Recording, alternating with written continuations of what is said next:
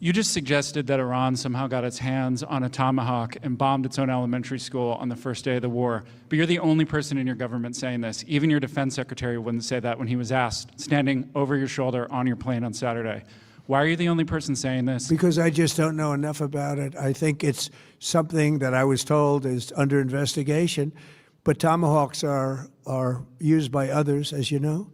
Numerous other nations have tomahawks. They buy them from us. But I will certainly, whatever the report shows, I'm willing to live with that report. Yeah, please. You said earlier that we've already won in many ways, but we haven't won enough. What do you consider enough? What's your baseline? Where they're not going to be starting the following day to develop a nuclear weapon.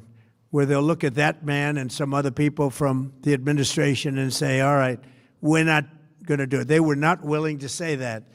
And when Steve called up and he said that to me, I said, well, here we go. Let's do it the hard way. But the hard way, I think, is probably the easy way.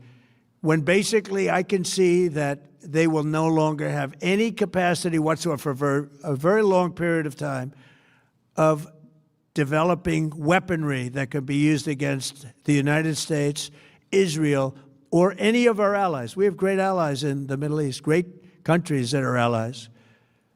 And they were staying out of it until they got hit. Someday they'll have to do a story. Why did he do that? Why did they do that? But they were going to hit them. If I didn't hit them first, they were going to hit our allies first. I believe, upon information and belief, but I believe that he was going to, they were going to take over the Middle East. They were looking to take over the Middle East. Now, had Operation Midnight Hammer not taken place, that was definite, because they would have had a nuclear weapon within a matter of weeks. But that took place. That was a setback.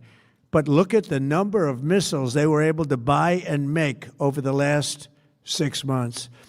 And those missiles were aimed at various countries. And when you look at over 1,000 missiles shot at like UAE, they were looking to take over the Middle East. We got there first. We're lucky. I'll tell you what, the Middle East and those countries, very rich countries, are very lucky that I was president instead of somebody else. Disagreement between yourself and your vice president when it comes to U.S. action in Iran? I don't think so, no.